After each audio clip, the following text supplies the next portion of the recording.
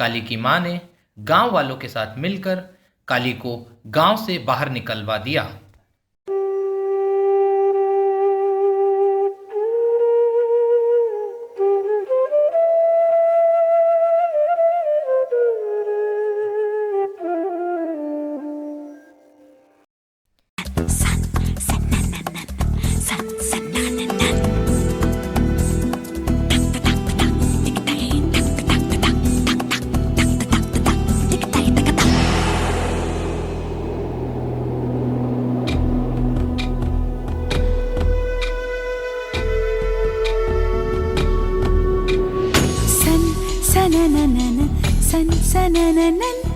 जारे जारे जारे जारे पवन सन सनननन सन सनननन जारे जारे जारे जारे पवन मेरे जैसा ढूंढ के ला मेरा सजन सन सनननन सन सनननन जारे जारे जारे जारे पवन।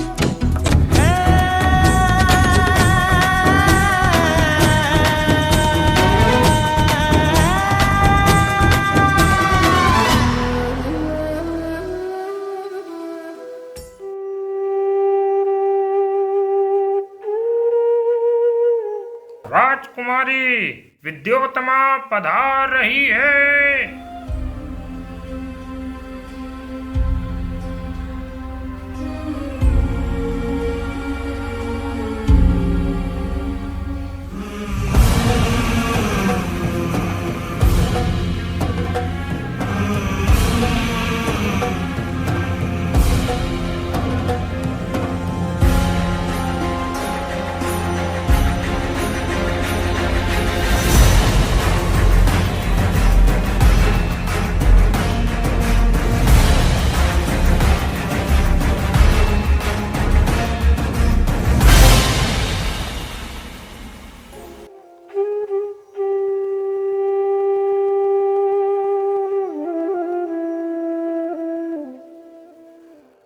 अंततः राजकुमारी ने शिवनाथ को शास्त्रार्थ में पराजित कर दिया।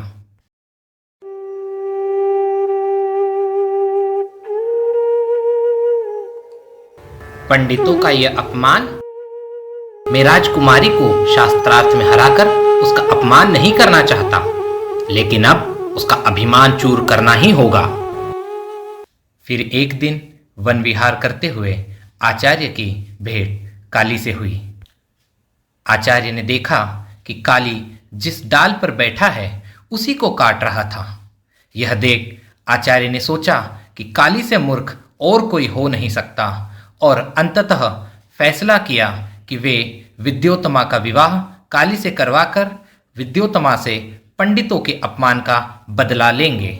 सहस्र सहस्रादि संवत्सरा पूर्वम् नरज्ञान उद्धारणाय समर्पितम् आदियोगिराज्यं सप्तर्षिभ्यो बोधितम् अतिश्रेष्ठम् इदं विशालं विज्ञानम्। मैं पढ़ लिख कर पंडित बनना चाहता हूँ, इसीलिए तो गांव छोड़कर यहाँ आया था। अच्छा, तेरा नाम क्या है बेटा? काली, काली नाम है मेरा। मैं तेरे पढ़ने का प्रबंध यहाँ की राजकुमारी के यहाँ कर दूं तो? राजकुमारी के पास? हाँ, हाँ, आपने तो मेरे मन की बात कह दी महाराज, लेकिन वो मेरा सारा प्रबंध क्यों करेगी? मैं उसके साथ तेरा ब्याह करा दूंगा। वो बहुत पढ़ी लिखी स्त्री है, और कोई पढ़ी लिखी स्त्री अपने पति को मूर्ख रहने नहीं देगी। उसे झक मार कर तुझे पंडित बनाना पड़ेगा। तब तो मैं जरूर ब्याह करूंगा। पंडित बनने के लिए मैं सब कुछ करूंगा।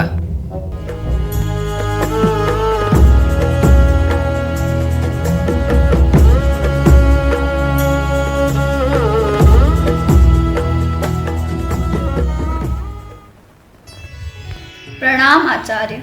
विराजिए। आज आप ही शास्त्रार्थ करने चले आए? ये बात नहीं है राजकुमारी, मुझे अपने शिष्य के साथ आना पड़ा। आज यही आपके प्रश्नों का इशारों से उत्तर देंगे। इशारों से? ऐसा क्यों? आज इनका मौन व्रत है। अच्छी बात है। तो मैं भी इशारों में ही प्रश्न पूछूंगी, वो भी केवल 2। स्वीकार है, पूछिए प्रश्न।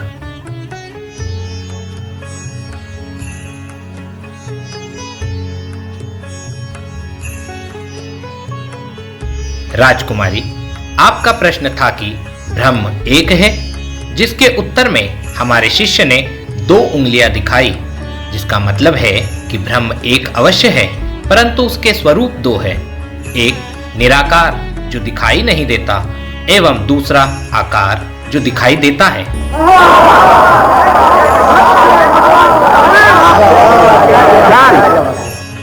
लेकिन अभी एक प्रश्न और बाकी है।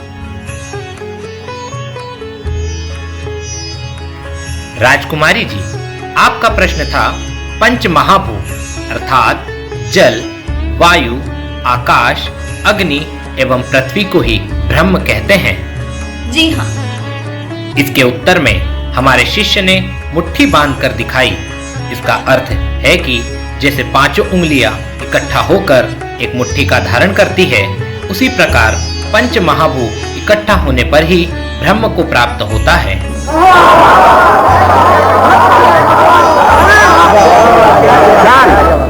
आपको कोई आपत्ति? जी नहीं, मुझे अपने दूसरे प्रश्न का भी उत्तर मिल गया। मैं अपनी पराजय स्वीकार करती हूँ। शारदो अन्ति देवा यत्रा नक्षत्रा जारा संतानो नामा पुत्रा।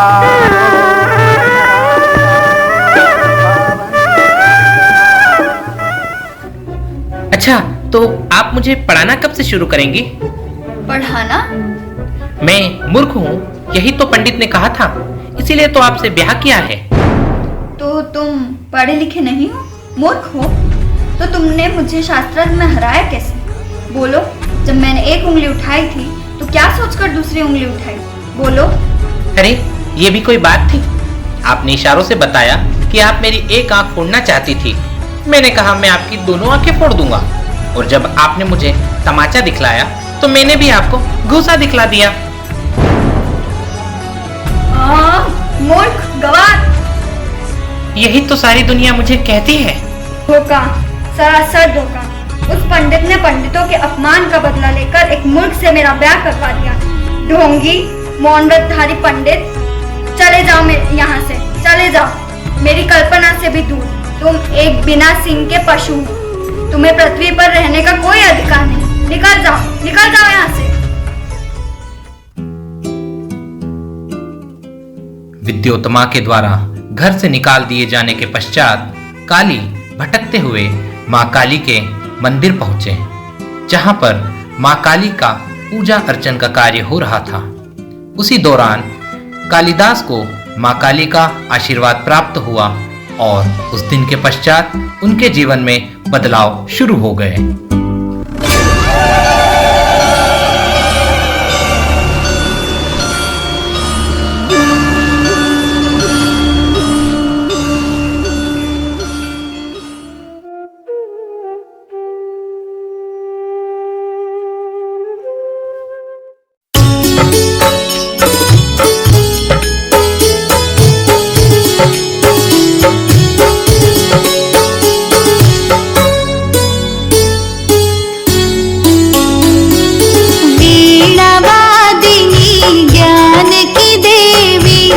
अपनी दया बरसा देना, मेरे सिर पर हाथ धरो माँ, ज्ञान की ज्योति जगा देना, ज्ञान की ज्योति जगा देना। राजा विक्रमादित्य पधार रहे हैं।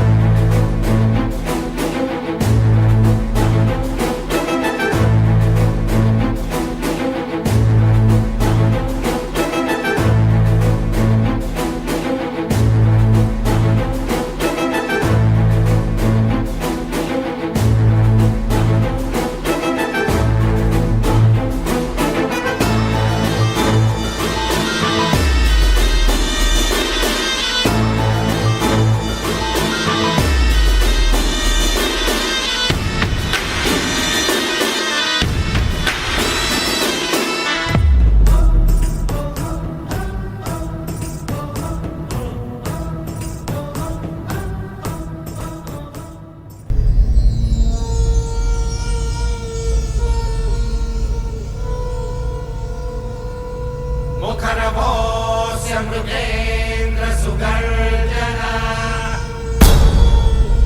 सबलमत्त गजेन्द्र विमर्दन विपिनराज सदृशो बलवानयम् समनुजो हि नृसिंह वरस्तथा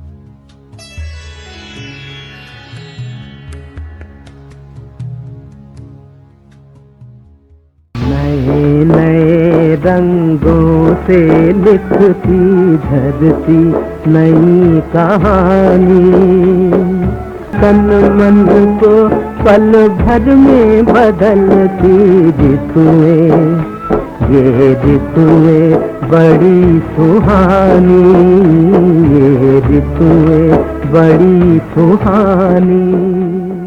सुंदर, अति सुंदर। ऋतुओं का कितना रोमांचकारी और कितना सही वर्णन किया गया है। अब तुम काली नहीं कालिदास हो और कालिदास के नाम से कविता करोगे। बोलो महाकवि कालिदास की जय हो। जब विद्योत्तमा को काली के महाकवि कालिदास बनने की सूचना प्राप्त हुई तो वे उन्हें ढूंढने निकल पड़ी, और जब विद्योत्तमा की भेंट कवि कालिदास से हुई तो राजकुमारी ने उनसे उनके चरणों की दासी बनने की याचना की, जिसे महाकवि कालिदास ने ठुकरा दिया। मुझे काली से कालिदास तुमने बनाया। मैंने? तुमने सीढ़ियों पर से गिराकर मेरे जीवन में एक नई हलचल पैदा कर दी। मूर्ख आदमी बिना सींग का पशु होता है।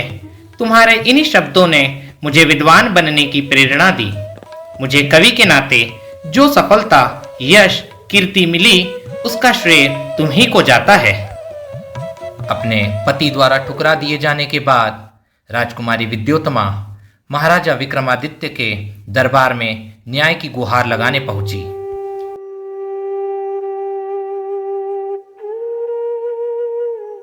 न्यायमूर्ति राजाधिराज विक्रमादित्य की जय हो।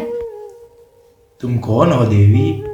मैं विद्योत्तमा, काशी नरेश की पुत्री। महाराज, आज मैं आपकी प्रजा की हस्ती से यहाँ खड़ी हूँ। आपसे न्याय मांगने आई हूँ। न्याय? मैं जानना चाहती हूँ कि पत्नी का स्थान कहाँ होता है। पति के चरणों में।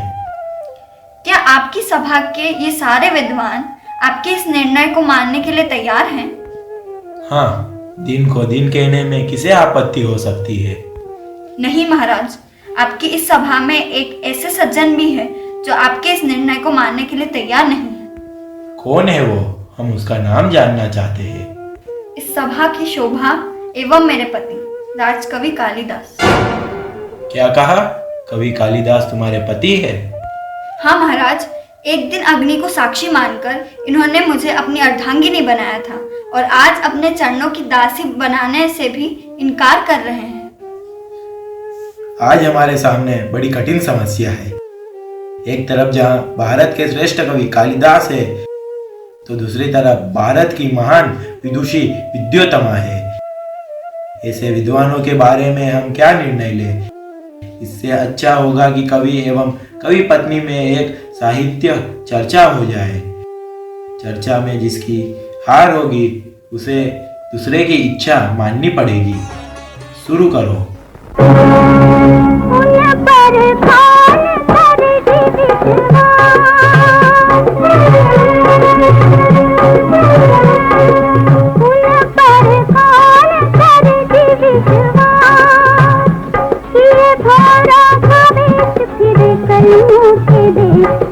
रसिया जो घर घर विलास।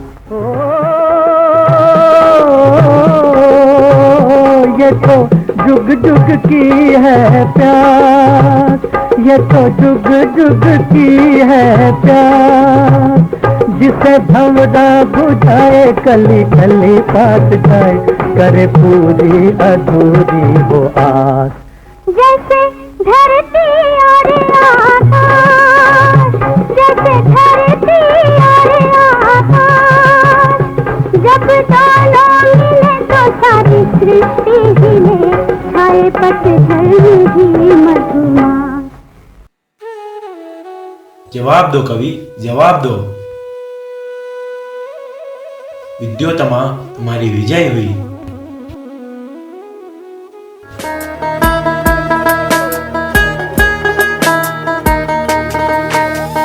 कालिदास ओ कालिदास, कालिदास ओ कालिदास, कालिदास ओ कालिदास, कालिदास ओ कालिदास।